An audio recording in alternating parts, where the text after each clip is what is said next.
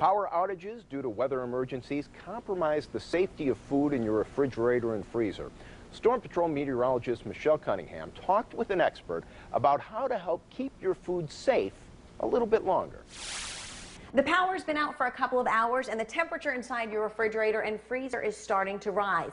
And that means that your food is starting to thaw out. So is there a way to be sure that your food is still safe? Well, experts tell us the easiest thing to do is pick up a thermometer for your refrigerator and freezer. We got this one for about $1. If the temperature has been above 40 degrees for more than 2 hours, use Jim Love's favorite saying, when in doubt, throw it out.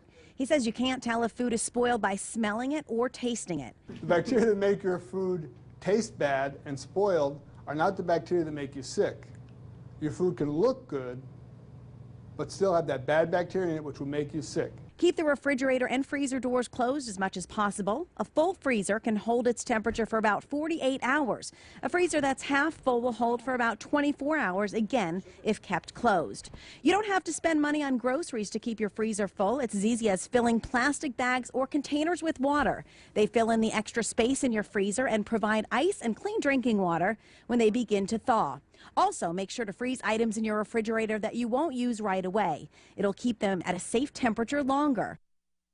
One very important tip, the experts say, is to group like items together, especially meat. The power does go out and things start to melt. If you have meat or something that could drip juices down the stuff below, you would have to throw out everything that's below that.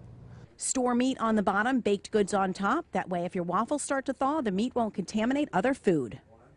It's always a good idea to have a couple of coolers filled with ice on hand, so in case that food does start to thaw out, you can keep it nice and cool until you're ready to fire up the grill and have that hurricane party. Myths about hurricanes come with the season, but we're here to bust those and break down what you really need to know.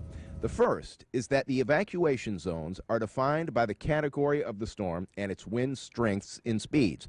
In reality, evacuation zones are defined by the threat of storm surge and inland flooding.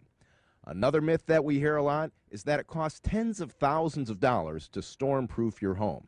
But with an investment of just about $1,000, you can brace garage doors, install plywood shutters, and seal the roof deck to reduce damage during storms. And the final myth: putting masking tape or duct tape over your windows will help prevent hurricane damage. Not only does that waste time and energy, but taping your windows may actually create larger shards of glass that can cause serious injuries. Instead, just go tapeless and protect your glass with hurricane windows and doors. Still ahead, remembering Hurricane Charlie 10 years later.